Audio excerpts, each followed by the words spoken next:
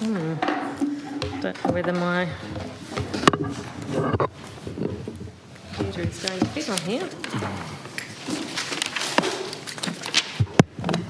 Mr. President, I rise to make my reply to the Premier's address. Not what I was expecting to necessarily do this week, and I do note that just yesterday I gave a substantial contribution on the budget, and I've been frantically trying to adjust and rejig the draft that I had for my Premier's address and reply so that I'm not necessarily repeating common ground, and I haven't necessarily had as much opportunity to do that as I may have wished, but just waiting on the other bill will take a bit longer. I was hoping that a few of those other bills might take a bit longer so that I would have more of an opportunity. I take it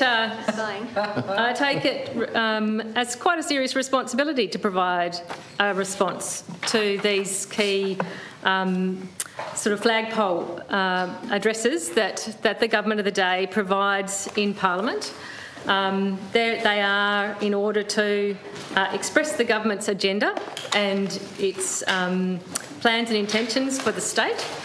And here we are, as elected representatives, also then invited to respond to that and respond to the what has been laid out by the Premier on behalf of the government of the day, and to express some of our own thoughts and reflections in relation to that larger picture agenda for our state going forward. So it's not something that I want to dispense with, even though I now feel that I'm doing a little bit more on the hop than I might have wished. So, Mr. President, I'll try to adjust as I read to make sure I'm not referring to things as if I was back in March when we would have expected to make this address. Hopefully, potentially, the government's scheduling of Parliament in future and management of its agenda can accommodate it so we all have an opportunity to do it in March when it's timely. Had I made the address and reply in March, Mr. President, it would have been quite soon after International Women's Day, which, as we know, is celebrated on the 8th of March. And I had reflected on that timing in preparing my response to the Premier's address. I had noted with great pleasure that during this year's celebrations related to International Women's Day, around new people being inducted into the Tasmanian Women's Honour Roll, the posthumous induction of Jessie Rook to that honour roll. And as members may know, particularly my colleagues from the state's northwest, Jessie Rook was a Burnie suffragette visionary. She travelled around Tasmania campaigning for women's right to vote. Jessie Rook travelled to every Tasmanian town and village seeking signatures to a petition supporting women's right to vote, only to have that petition then rejected by the Parliament of the day. So what did Jessie do, Madam Acting President? Madam Acting President, what did Jessie do? She turned around and did the same journey all over again, recollecting signatures to resubmit the petition. This determination, tenacity and dedication to see her cause through places Jessie in the vanguard of women's inclusion and involvement in Tasmanian political life. She is a quiet achiever, although I imagine in person she might not have been much of a quiet one, but she certainly is an inspiration. And I did note Rodney Croom's comments from the 13th of March in the Advocate newspaper, where he said, Jessie should have been one of the first women on the honour roll, but we are glad she is there now. And I echo those sentiments, Madam Acting President. Travel around the state back in those days would not have been very easy or comfortable. The early 1900s, it would have, when she undertook that campaign, would have been a relatively uncomfortable time to be travelling around the state, I imagine. That effort to demonstrate popular community support for including the left-out half of the adult population in the right to vote, undertaking what was no doubt protracted, bumpy and exhausting efforts to undertake the tour. It's not only once, but twice demonstrates real determination and resilience. And those are the qualities that I latched on to as being really important things to frame up, I think, reflections for the vision for our state that was being presented by the Premier in the Premier's address, and that I wanted to bring to my thoughts on both the Premier's address but also my thoughts on the direction and agenda for our state. Determination and resilience. Certainly Jessie Rook's resilience in the face of having her extraordinary signature collecting efforts knocked back in the first instance, and the resilience to pick herself up and do it all over again, to benefit and strengthen inclusion in the Tasmanian population as a whole, is a salutary effort. So those linked concepts of inclusion and resilience are something I'll come back to at different points in my contribution today. They were threads that helped me string together some ideas and reflections. But to begin with, let me note my surprise that the Premier's address, when we cast our mind back to it, made only a single mention of COVID-19, and that was interesting, I thought. In the context of the address, the mention of COVID-19 was in relation to retaining 97 additional temporary ambulance Tasmania positions, which was a welcome decision, perhaps topical today. Labor call. Although that was the only one mention in the Premier's address, we know that COVID's still very present in the community, and that figures that we can access around infections and hospitalisations and deaths are still at concerning levels for our state. And people in the community, some people in particular, are feeling very impacted by that ongoing situation. The figures serve to remind us that while they are an improvement on the situation we all faced at the height of the pandemic, we are not entirely out of the woods yet. And they also serve to place the spotlight on whether and how we've learned our lesson, the lessons that were thrust on us during that COVID-19 pandemic. In particular, the importance of resilience and the need to aim not simply to return to the way things were before the COVID pandemic. We saw civil society, unions, think tanks and many others pointing out that there were already pre-pandemic growing social and economic inequalities, both here locally but also nationally and globally even. The cost of living crisis was apparent well before Tasmania closed its borders to COVID, and the 3 years since that time, pressures on affordable housing access, growing food insecurity, and also were also serious concerns, and a concern over inadequate climate change responses was already escalating. It was identified that the challenges the pandemic posed in keeping Tasmania afloat also provided opportunities by which we could make our social infrastructure more robust, more fair and more resilient beyond the pandemic.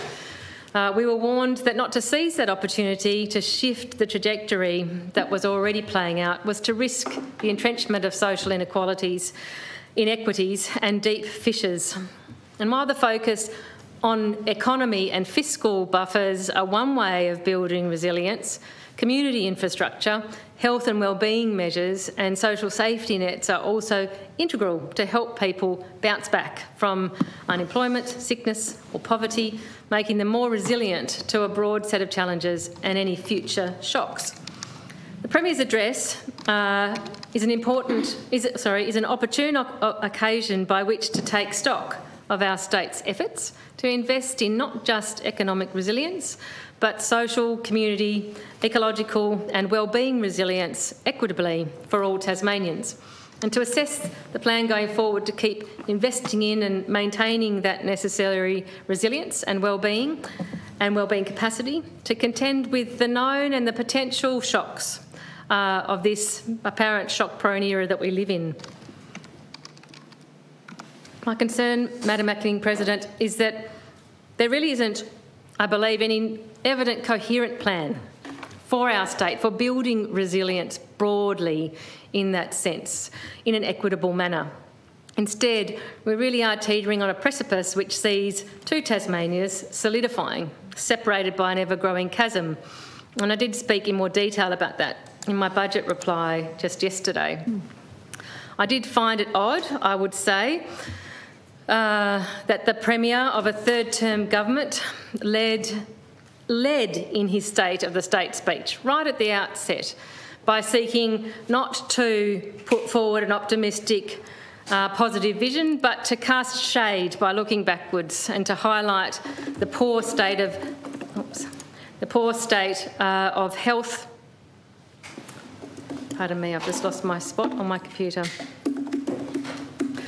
The poor state of health, education and housing systems of a decade ago, when, after 9 years of his now third-term Liberal government, the outcomes in those self-same areas are at best no better and in numerous cases substantially worse. Not to mention that he himself has been the key person with portfolio responsibility for 2 of those areas for much of the time across those periods of government. Halfway through the third term of this Liberal government, I see a Tasmania that remains firmly divided between those who are living a good life and can aspire for even more, and those tens of thousands of Tasmanians who continue to be left behind, longing for even a fair chance to access the basics. We know about those 120,000 Tasmanians currently living in a difficult way in poverty. We've got, as we've mentioned many times before, a now record over 4,600 Tasmanians on our social housing waiting list, and they're waiting for up to 80 weeks.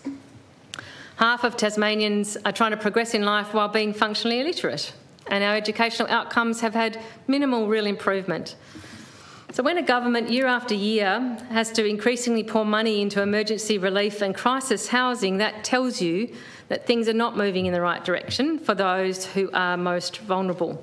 The resilience of our Tasmanian community is fading as more and more of those who are most vulnerable fall further and further behind. And not only does this fail our community and cruel the opportunity for success of our fellow Tasmanians in the short term, it also fails to equip and strengthen our community for future shocks and challenges that we will all face. I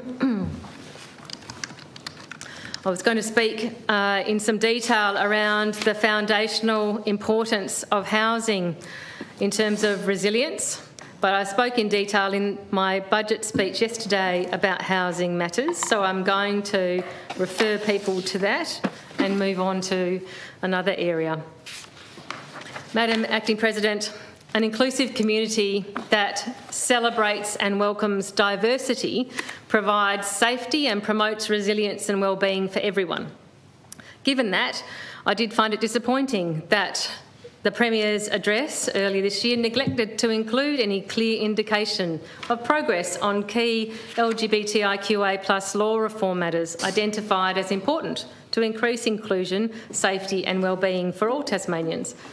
Many Tasmanians and their families are waiting to hear that tangible progress is being made on legislation, for example, to ban conversion practices.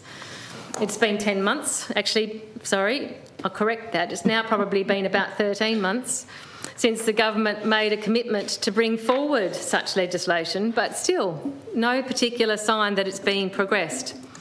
Keenly awaited also is legislation to ban surgery on children with variations of sex characteristics, sometimes are referred to as intersex.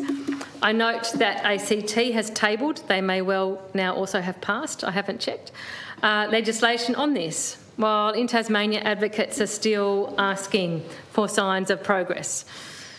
And yet the Commonwealth data indicates that surgeries such as this kind do appear to be occurring in Tasmania every year. A further important area for reform in this area is hate crime reform. Currently, Tasmania Police do not document when there is an instance of hate crime against a member of the LGBTIQA+ community. It's an assault, but it's not necessarily noted that it's an assault related to the fact that that person is a member of that community and related to their sexual orientation or the like. We need clear recognition of this form of hate crime so that we can more effectively address it and work towards positive cultural change which will help to better prevent it. measuring it, recording it is the starting point. I hope to see further progress on that, and I know advocates in the community are keenly waiting for it too. I felt it was quite sad, Madam Acting President, that the Premier in his address didn't also mention any of the, what I think are really positive things that his government is implementing in terms of the LGBTIQA+ community. And when I mention that, the things I'm thinking about are increased funding for LGBTIQA+ inclusion in schools, and for example, the first steps towards the development of an LGBTIQA+ mental health service, the development of LGBTIQA+ training modules for health workers, and increased funding for LGBTIQA+ community projects. And even the very laudable nation-leading survey that was done here of that community, from which a whole of government action plan is now being developed. These are all very positive things that I think need to be celebrated, and it was quite sad and curious to see that they did not get a mention or even passingly in the Premier's address earlier this year. Are they not things, I wonder, Madam Acting President, that the government's proud of and keen to acknowledge? Probably a press release being prepared right now. Not sure. Not sure it draws in those who've recently departed the party. Madam Acting President, history tells us, and in some cases it quite shockingly and graphically tells us, how readily democratic institutions can be exposed as vulnerable when fissures and fractures dividing communities are allowed to calcify and increase. There are plenty of examples globally that serve as a salutary reminder that we must not take for granted the integrity and robustness of our democracy. It's the lifeblood of not just our political life, but also our fundamental freedoms, our culture and quality of life. And sadly, again, the Premier's address this year appeared to miss the opportunity to speak about and invest in our democracy's resilience by addressing some long outstanding gaps in its integrity and accountability mechanisms. Without wanting to comment in detail on an order of the day, I do need to acknowledge that progress has been made on providing the long overdue state-based political donations disclosure reforms, and I do look forward to that debate when it commences in this chamber. However, I would comment that it would be a shame to have so low an aspiration for improving this aspect of our democracy that we would go from a total absence of state laws on political donations and election funding to putting such laws in place that were leaving us still worst in the nation. Additionally, there are other reforms which would make our democracy and participation in our democracy more inclusive and equitable, and which would also strengthen people's confidence and trust in the integrity and robustness of our democratic systems of governance. A key reform would be the introduction, I think, of fixed-term elections for the lower house. Periodic election cycle for the council's elections here provide one chamber with fixed-term elections, and so it should not be considered such an untoward or untested concept for consideration for our general state elections. I note that other than the Commonwealth, Tasmania is the outlier amongst all other subnational jurisdictions in not having fixed-term elections for the general elections. As we now know that we will be electing 35 Assembly members at the next general state election. That poll could also be the first to establish a fixed-term cycle. Potentially moving to a fixed-term election cycle would also address the problematic scenario of holding general and upper house elections concurrently, which I believe remains an unresolved matter of debate and contention which needs to be addressed. Madam Acting President, additionally, the Premier's address would have been a welcome opportunity to provide an in-principle commitment to accepting and implementing reforms proposed by the Integrity Commission regarding its review to the currently weak and lacklustre lobbyists register and rules around lobbyists. This publicly consulted process is underway, and I recognise that we have yet to see, I think, still, the Integrity Commission's final report. However, an in-principle commitment from the government would demonstrate much-needed political leadership in this area of democratic accountability. Further omission from the Premier's address was an update on the review of the Integrity Commission Act 2009. Consultation on the legislative reform discussion paper closed on the 16th of September last year, And last time I checked, and I did have another quick look just this afternoon, I believe the Justice Department's website still doesn't have the submissions received uploaded there, and we don't have an update on timeframes around next steps to be taken in that process. Hopefully an update on that important component of our accountability and integrity architecture, the Integrity Commission itself, is imminent, Madam Acting President. We do know that transparency is essential for accountability in our democracy, and yet we still languish with a dysfunctional right to information system in this state. Despite having a good legislative basis for it, our system is woefully inadequate in practice, with non-compliant responses from departments, far too many requests forced to seek appropriate response through reviews by the Ombudsman's Office, where a continuing significant backlog sees citizens waiting years for a review outcome. And while additional funding has been provided by the government to the Ombudsman's Office to address that backlog to some extent, my understanding is that due to staffing issues, it's still not fully utilised. I believe the government must focus on stopping that problem at its source, rather than having to fund it, the backlog. Stopping it at its source would mean that it would address the fact that the requests for review keep piling up because of spurious refusals by public authorities in the first instance, who clearly are either not appropriately trained in the Act or have adopted a culture under this government that they are to withhold information to the greatest extent possible, which, as we know, is completely opposite to the objective of our RTI legislation. I'd note that of 19 public review decisions completed by the Ombudsman's Office in the 2021-22 year, only three cases affirmed the decision by the public authority. The significant majority, 16 out of 19, either varied or set aside that decision and remade it.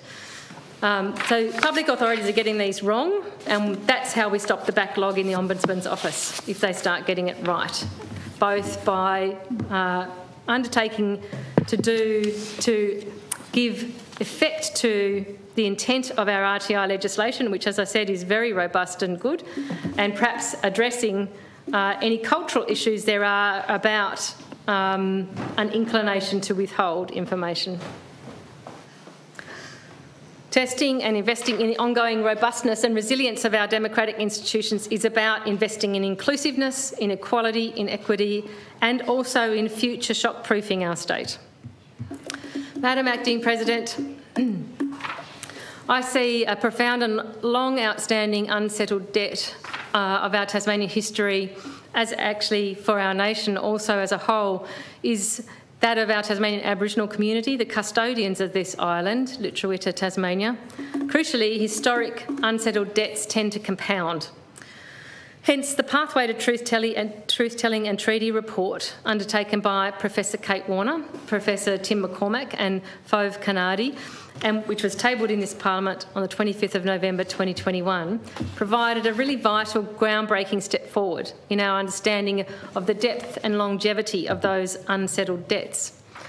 Amongst a range of other considerations, this 2021 report places front and centre the implications of intergenerational trauma, which is defined by the report as this: including the past, present and future impacts of colonisation and dispossession on the Tasmanian Aboriginal people.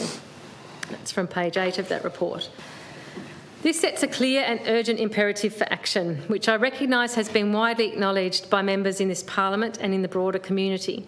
And therefore I welcome Premier Rockliff's reiteration of the government's commitment to a pathway to truth-telling and treaty in the Premier's address this year. It was also heartening to receive a brief update on the Aboriginal Advisory Group's work thus far, and again the government's commitment to continuing supporting that advisory group's work. Further, the Premier's address promised long outstanding commitments to stronger Tasmanian Aboriginal cultural heritage legislation and amendments to the Aboriginal Lands Act 1995 to facilitate the return of more land.